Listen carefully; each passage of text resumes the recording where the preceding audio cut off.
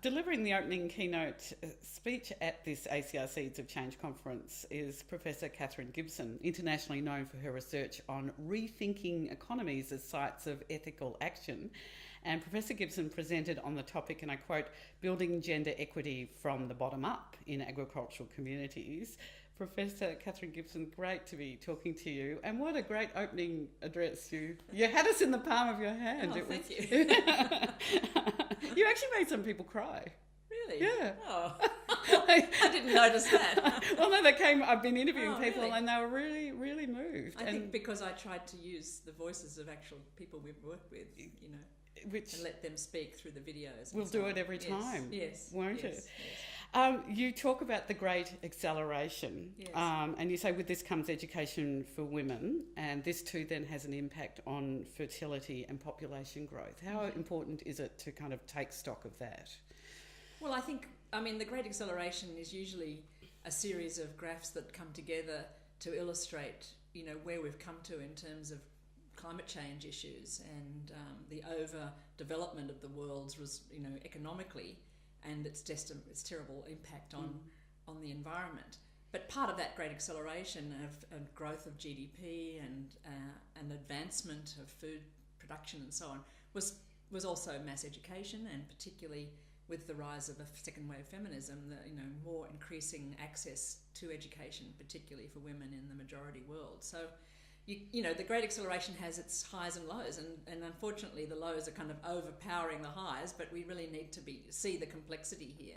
Not to argue it away, I think, but to actually see what have we got to work with. And one of the two turnarounds in the graphs that Will Steffen and colleagues have put together, one is the ozone hole, the fact that the world has got together through the Montreal Protocol over many years to actually start healing the whole ozone hole. We have done it. And the other it isn't showing in his graphs yet, but is this the fertility turnaround that's starting to happen? Because most people say, it's the population explosion that's the problem. Well, actually, this is starting to be addressed. It's other aspects of our industrial system that are also, and agricultural system, that we really need to turn to. But the fact that women's education has advanced, not enough, but is, I think, something also to work with. Yeah, you've got a big laugh at the Take That Peter McDonald, well-known demographer. I shouldn't have done that. No, I shouldn't have done that. I think it's... But I have put the argument before to a seminar just recently, and the economists just wanted to come back and say, well, it was all because of GDP, And I feel like we need to kind of challenge that, something else. No, I thought it was a great point, a really great point to make that hasn't, I think, filtered through to the general population. Yeah. You also gave the brilliant example of the floating coconut. It really brilliantly demonstrates just how much the world relies on unpaid work. Yes, and of course feminists have been saying this for a long time. I mean, Jane talked today about Marilyn Waring's foundational work long ago. And it's really just an image that actually we usually used it as an iceberg, but when we're working in the tropics, the coconut speaks to people more. It's a way of putting everything together, showing that what economists are largely talking about are only these sort of monetary relationships, making commodities for markets in kind of mainstream businesses. And that's what all economic theory is largely focusing on. And underneath that waterline are all these huge range of activities in households, in cooperatives, in social enterprises, in church groups, in households, caring work, the work of the environment, photosynthesis, all the micro communities that we rely on in soil and other things that we could be thinking about as actually sustaining livelihoods. And I think we need to shift our economic perspective to recognise our interdependence with those kinds of activities. Is there any sign that we are going to get those shifts? That there are? Well, I think there are definitely signs. I mean, I think the impact of Marilyn's work was that many agencies in the world now document caring labour and unpaid labour. I mean, they're in the Australian census, for instance, we're asked about that. So we do now know, and people like Duncan Ironmonger and others have shown, that the amount of labour going into unpaid work that sustains our livelihoods is as much as the work that goes into paid labour. So statistically there's recognition of this. How we influence our sense of theories of economic development, I think, is another whole thing. And then the case of fertility decline is an example. A lot of the work that has gone into changing women's lives that have led to smaller family size is not classic economics. It's a whole lot of other cultural issues, social issues, questions of social norms and so on. So where do we get a theory of development that allows a lot of those kinds of interactions to really have an effect? At the moment, they're always seen as sort of externalities somehow. So where do we? Well, this is where I think we need to be thinking of the kind of work that's going on in what's called post-development, thinking about economic thinking that is putting livelihoods right at the centre. And what our work is really to talk about a diverse economy, and that would give more kind of attention to the diverse economic practices that are always coexisting. And so whenever you kind of then talk about an intervention, you need to start thinking about not only its desired effect, but also its unintended effects on all the other diverse economic practices that might be already, providing sustenance and livelihood. So, and supporting some of those could well be a way forward, rather than always thinking that we have to make the markets work for the poor, for instance. That's just one example. But I think there needs to be diverse strategies, and too many of our strategies are focused on interventions on the tip of the iceberg, and so few of them have really focused on the kinds of support we could be giving for other kinds of economic practices. You also, in your address, you talked about the argument start at home. Yeah. And you said that we need men to be leading advocates for household togetherness. Yeah. Tell me more about that. Yeah, well, that was a very interesting kind of finding from our work in Melanesia and the Solomons and Fiji, where we were working with communities to say what means something to you around questions of fairness and gender equity. And what came through, because this was a kind of developing indicators from the bottom up for gender equality and gender equity, what women said was, yes, we want to have some kind of economic empowerment. We want to come up in the kind of in pigeon kind of sense.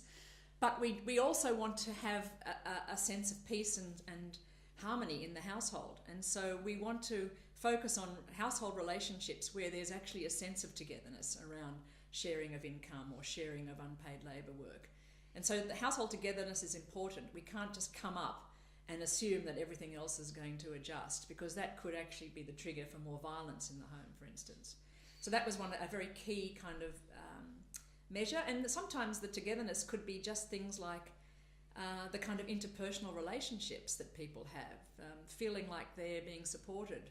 And so some of the exercises and role plays we had in that project were just about role-playing a couple, interacting with each other in a calm and friendly, giving each other a hug in the morning. That kind of, they felt that was an indicator of gender equity as much as getting money.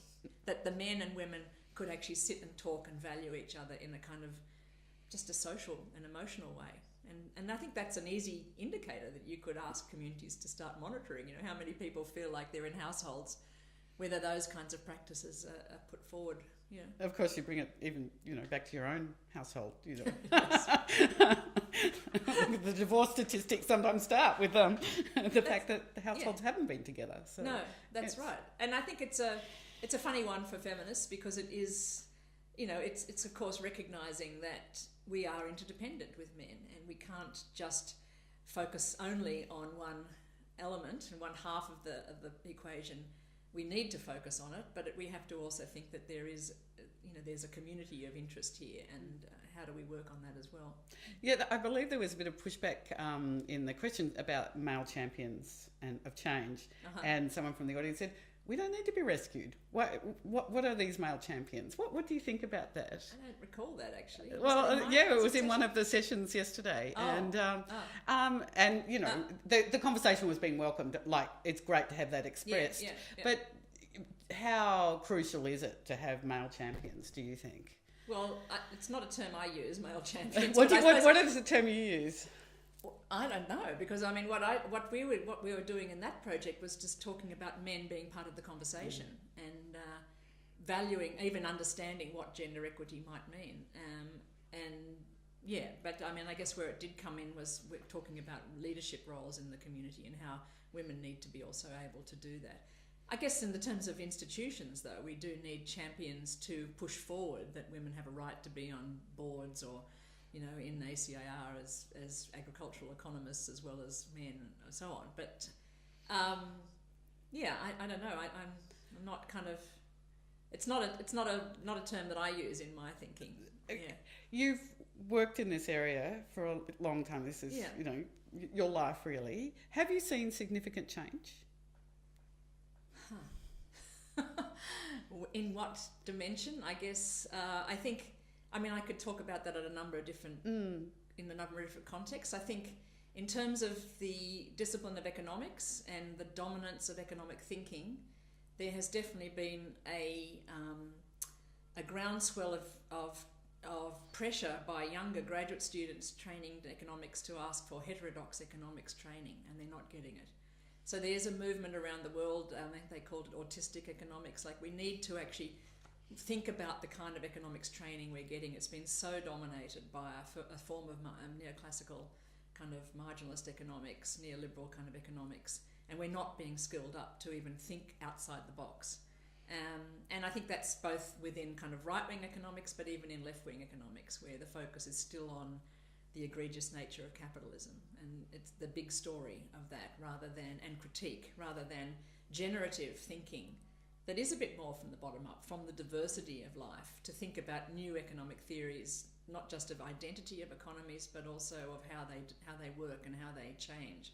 So there's the beginnings of change. I don't think there's a huge amount of success yet, but on the other hand, in the world, we've seen the World Social Forum, we've seen the whole movement of the 99%. There is certainly a groundswell of interest in economic alternatives, and there's many, many different organisations around the world, solidarity economies, social economy work, that's meaning that this kind of economic thinking is getting more support and more funding.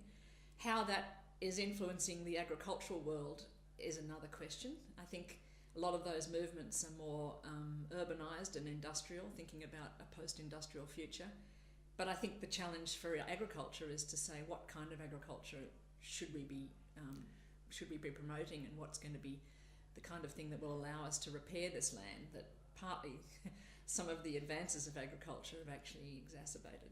So this ACR Seeds of Change conference, just to wrap up, is kind of crucial in that pressure and that move to change. I think it is, and I think it's a great moment for that. And I think it is about gender, but I think women can be at that kind of end of thinking about economies differently too, because as those women in India have said, this earth is our womb. And they are, I'm not without wanting to go the total radical feminist line, there is a way in which women are connected to bodies, to seeds, to plant, to life, in a way that I think we need to bring into our economic thinking and to our agricultural innovations as well. Professor Katherine Gibson, just marvellous to talk to you. Thank you so much. Thanks for taking the time. I've enjoyed it.